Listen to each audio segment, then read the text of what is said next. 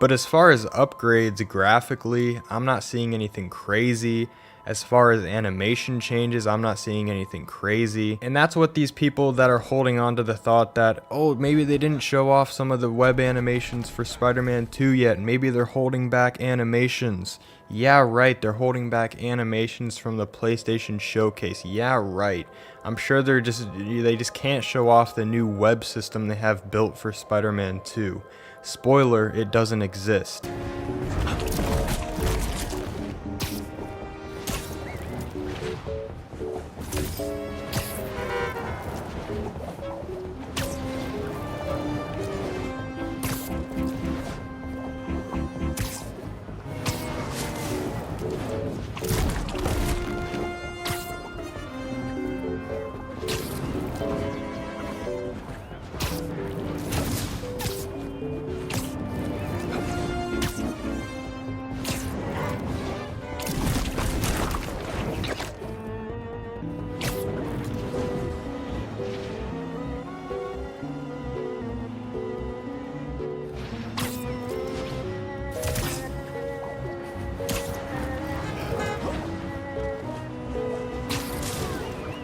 Now this is what you have to understand about the wingsuit. The fact that they showed off the wingsuit means they probably didn't work on the web system as much. They realized that if they just go ahead and add the wingsuit into this game, it's almost like a little bit of a cover-up or fix of the web system.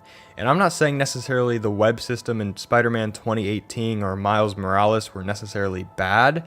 They need a revamp. I've been playing the remastered version on PC quite a bit just to, go back and feel how it really is. It's really just, autopilot. There's no real interactivity with the web system in the game. It feels pretty smooth, but it gets very boring in a short amount of time. It's just the fact that as a player, you have zero control over it. You hold down R2, and after like an hour or two of web swinging, it just gets so unbearably boring to even try to finish the story or do anything else. This is just how I think. 5 years after Spider-Man 2, 5 years, and we're not even going to get a revamp of the web system. They're covering it up with a wingsuit. There was a unique slingshot move they showed off that was pretty cool, but besides that, you can tell the system is exactly the same as it was. The way they would sell this game to me is if they had more interactivity in the open world, and they actually had a new advanced web swinging system.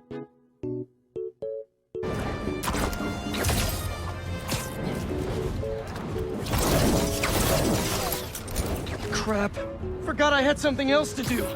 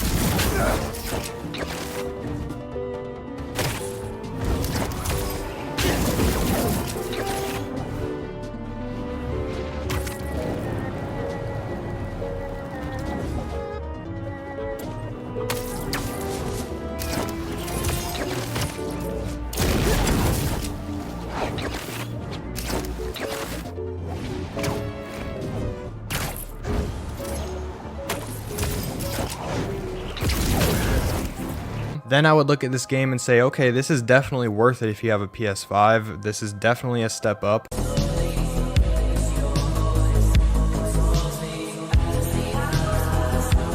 the map is 2 times bigger. Again, I don't think a bigger map is bad. I just think developers nowadays make a bigger map and then they do nothing else in the world. Like, I know for this game, they're going to have the map 2 times bigger supposedly than the first, but they're going to have probably not any increase in the interactivity in the open world.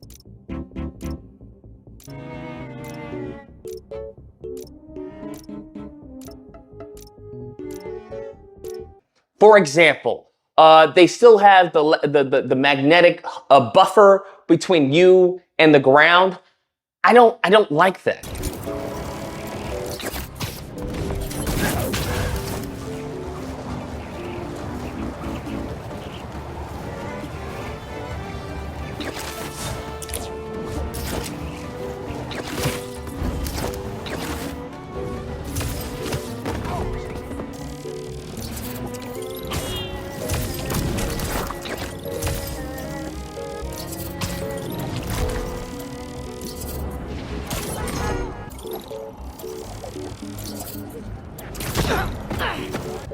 There's the robbery.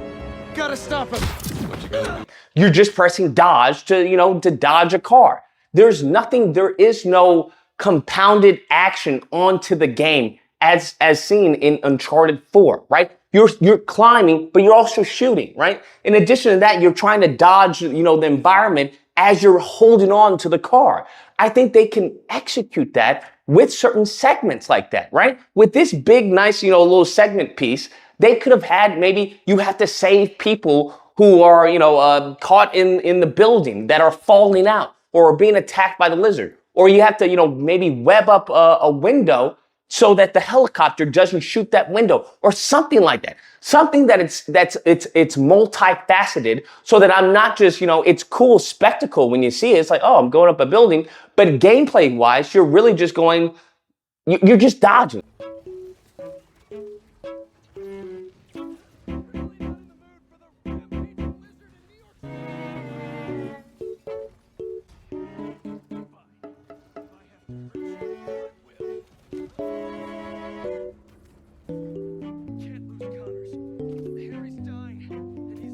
It's going to be the symbiote, right? We finally got to see the symbiote gameplay. We got to see the symbiote swinging. And unfortunately, it seems to have the same animation set. Even that one animation that I thought was pretty cool where he kicks the guy. Remember in the first trailer where he kicks the guy up on the building?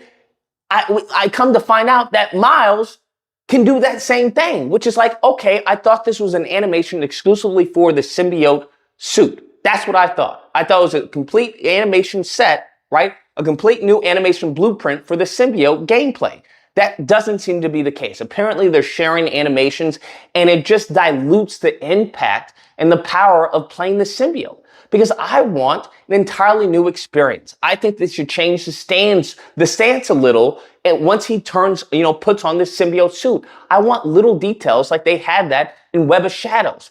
And I don't know if you understand this, but that's really what a lot of people are going to be doing. They're going to be referencing other games that have done this because they are treading similar water. Gonna have to flag that business transaction.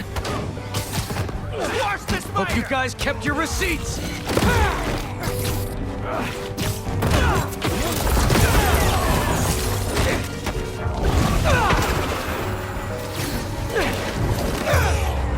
Flame burns eternal.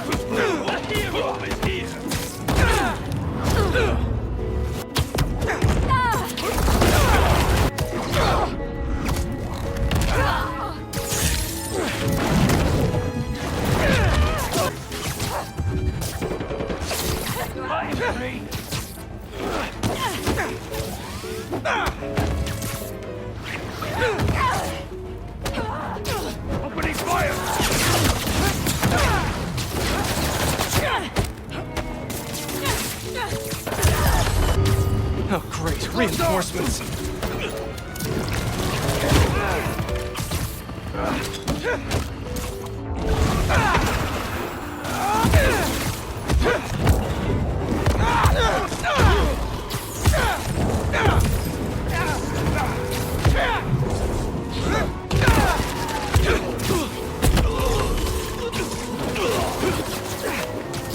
Walk with your blade!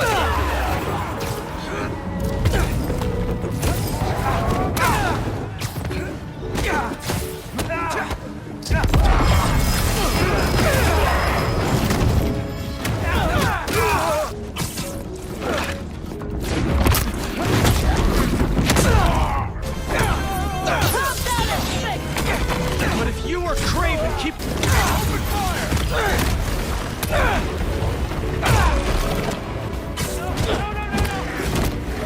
Back it in!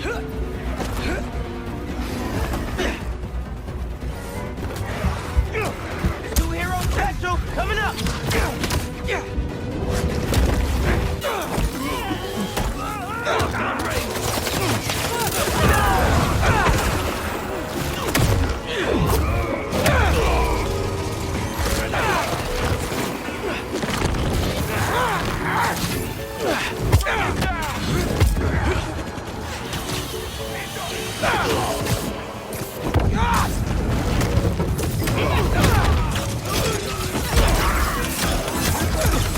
Keep your feet on the ground!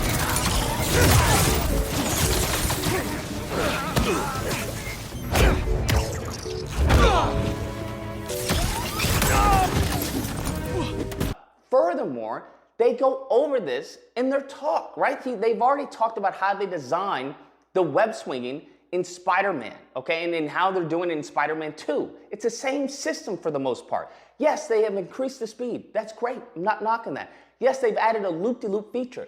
The loop-de-loop feature, because I'm getting tired of people saying this, is not the same thing in Spider-Man 2. The loop-de-loops feature in Spider-Man 2 for the PS2 is all you. That's for the most part, that's what it is. You choose, right? There are some cases where you don't have enough speed. There are some cases where you don't hit the right angle. There are some cases where you may hit a wall. There are some cases where you're halfway around the loop and you freaking hit a wall or it goes off this way. So when you actually hit the loop-de-loop, boom, and you get to swing, it's like, yo, I did it. That's not the same thing with Spider-Man 2 for the PS5.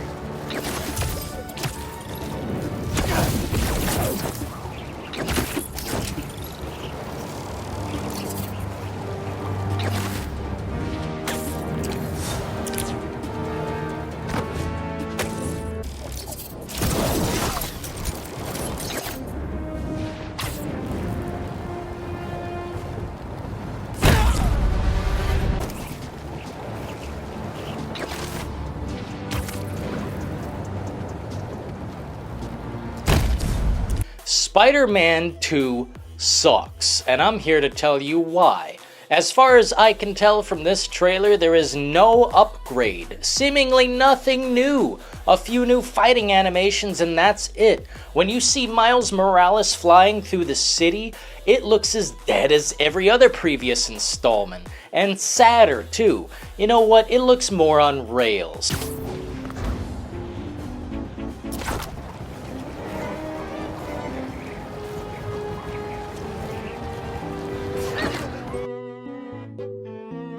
It's trash, and I love to see that they're mixing things up by having switchable characters, but absolutely it looks like a disaster waiting to happen. Can you switch between the Spider-Men at any point in time? We'll find out, I suppose, but I have a big clue as to no, we won't be able to at any point in time.